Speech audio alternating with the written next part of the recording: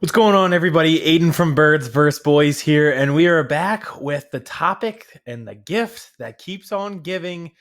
The 49ers have once again spoken up and making headlines in result of the NFC Championship game back in January, 6 months ago. And I said it before the last time we talked about this topic, and I will say it again. I am just a common man with a podcast about football, but even the guys at the top at NFL Network and ESPN will tell you it is very hard to find content in June and July for NFL type of shows.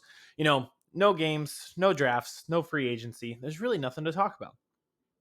So that's why I'm so glad that this topic keeps on going and going and going and will never quit until probably week 13 when these two teams play each other again, the 49ers and the Eagles. So there's two different ways to tackle this topic because two different 49ers personalities made headlines. First, Deebo Samuel, again, this time, ironically, for not talking. And then we'll say, a little bit upset sports talk show host in the Bay Area did not take kindly to the feedback for Deebo and his lack of words. So to start, Deebo Samuel was doing an interview on CBS Sports Radio with Zach Gelb and hung up when Gelb started to ask him questions about the Eagles and the comments that he had made about the Eagles stemming from the NFC Championship game.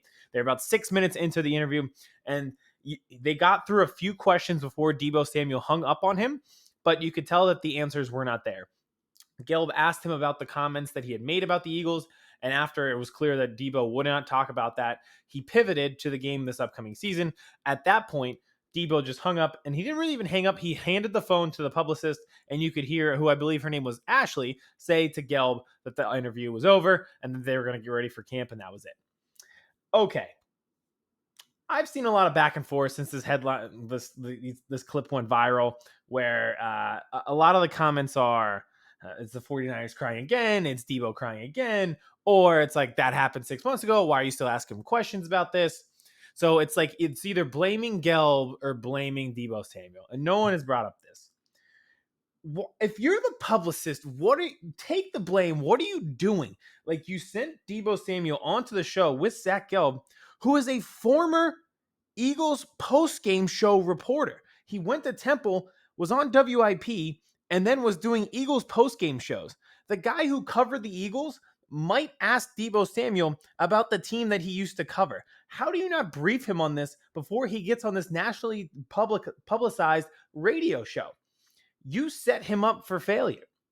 You knew that those questions were going to come if you did 30 seconds of Wikipedia research into who was going to be interviewing Deebo that day, and this whole situation could have been avoided. But at the same time, this situation is never going to be avoided for the 49ers because of the reputation that they have built around talking about it.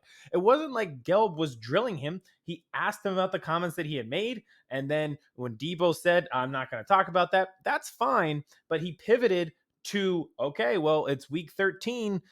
You guys will meet again. And these are like softball questions, and Deebo couldn't handle it. It's PR 101. You could have easily said, after 30 seconds of Wikipedia research, Gelb went to Temple. He was on WIP. He did Eagles post game. He might bring up the Eagles. Here's what you say if he does. Listen, in regards to the week 13 matchup, if he asked about that, yeah, Philly's a tough place to play. We can't wait for that game. Should be a lot of fun between two great teams. Boom, done. All right, easy. Even if you asked him about the comments he made before, he's like, yeah, disappointed that we lost that one. And, hopefully we get our shot at redemption week 13 this year. We're really looking forward to the season. Should be a good one. We really love our team.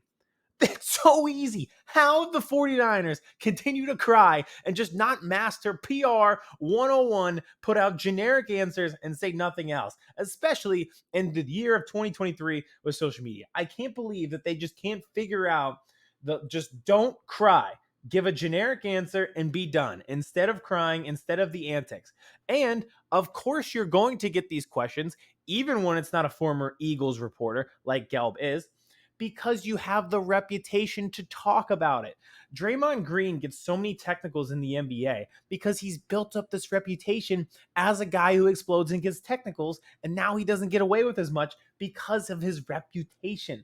The 49ers now have the reputation that they are going to cry about the Eagles and the NFC Championship if you ask about it, and a reporter is trying to get their 30 seconds of fame from those clips. And I'm not even saying that Gelb is, because again, if they would have just done 30 seconds of work, would have realized that Gelb is a Philly guy and probably was going to ask those questions. So just a terrible job publicity-wise and PR-wise by the 49ers, which is like been the case since literally January when this event occurred.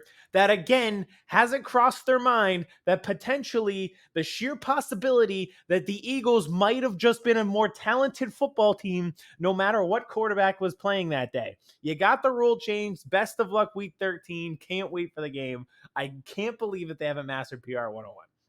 So that takes us to today.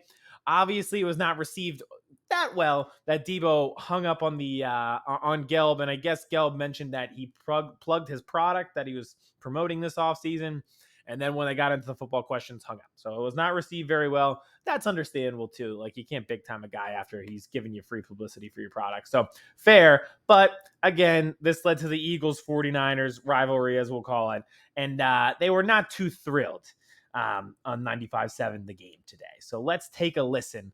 See, this is the problem with Philadelphia. This goes back to my original problem. Oh, our fans, we're tougher than anyone. No, you're lower life scumbags more than anyone, and I'm sick of it. We've perpetuated this.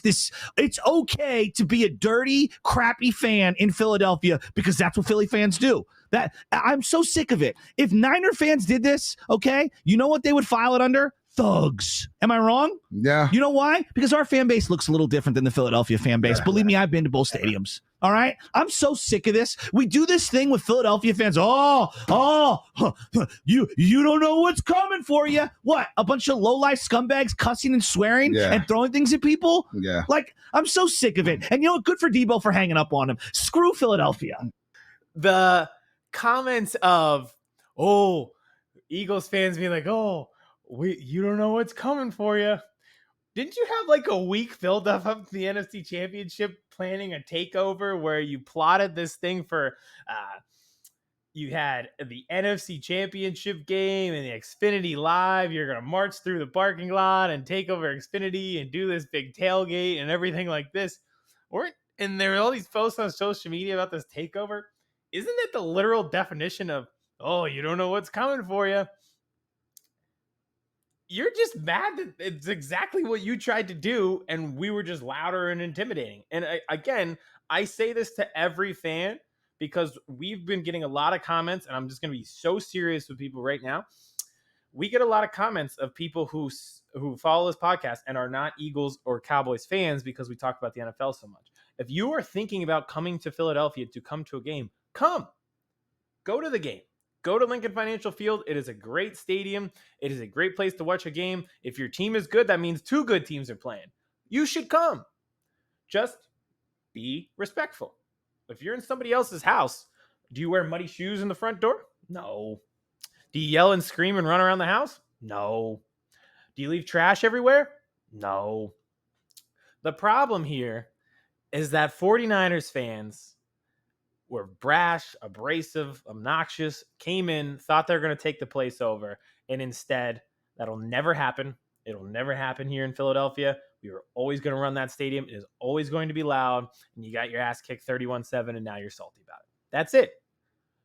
When you hear these statements, and you were watching this show, and you were from some other place that isn't Philadelphia, and you want to cross a stadium off your stadium bucket list and your sports bucket list, I encourage you to come to the game. People will talk trash to you, but it likely won't get beyond just talking trash and just saying a comment about your jersey. If you play along, if you are a good guest in the house, everything will be fine. It is these type of people who come, mess up the house, be obnoxious, and then get mad when it comes back on them. But the best part about this is that sports talk show host was actually at the game. He was at the takeover. He was at Xfinity. And guess what? He posted a selfie in the stadium. Do you think the Philly scumbags were throwing things at him and yelling in the background when he posted that picture? No. Not a single eyeball within the photo, within the entire section where he was sitting, was looking at him or even paying attention to him and his 49ers fan who was with him, dressed head to toe in 49ers red and gold. Nobody even batted an eye during that selfie at the fact that there were two 49ers fans sitting there. And I will tell you what, I went to the NFC Championship when we played the Vikings. A guy did the skull chant right in my face. I didn't say a single word. I said, stay under control and it'll be fine. He left at halftime because he was getting his ass kicked. He was obnoxious. We were not. The game was over. And then it's all Philly fans are scumbags. No, it's going to be loud there. It's going to be a good time. Just be respectful.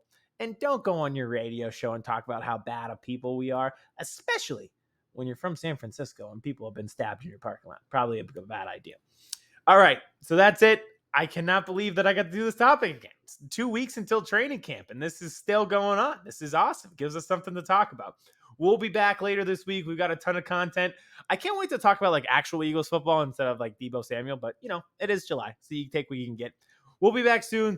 Make sure to like this video, subscribe. Again, tons of content all the way up until training camp, preseason games, and into the season with a ton of interviews and longer episodes once Kevin's back from vacation. We will talk to you then. Chris Hansen here, and I'm going to need you all to take a seat right over there and check out Birds versus Boys. I think you're completely right here, and I hate it. Yep. Hey, idiots. Stop doing dumb things. I got 2 phones. Upset alert. Upset alert. I might go insane. I think you're already there. There's no hope. Hope is gone. If this was an AFC North podcast, we'd be done in 15 minutes. Bob Hope. I'm going to drink bleach. That Be the team you promised me you were going to be this year! This is the Consciously Hopeful podcast. I'll be watching.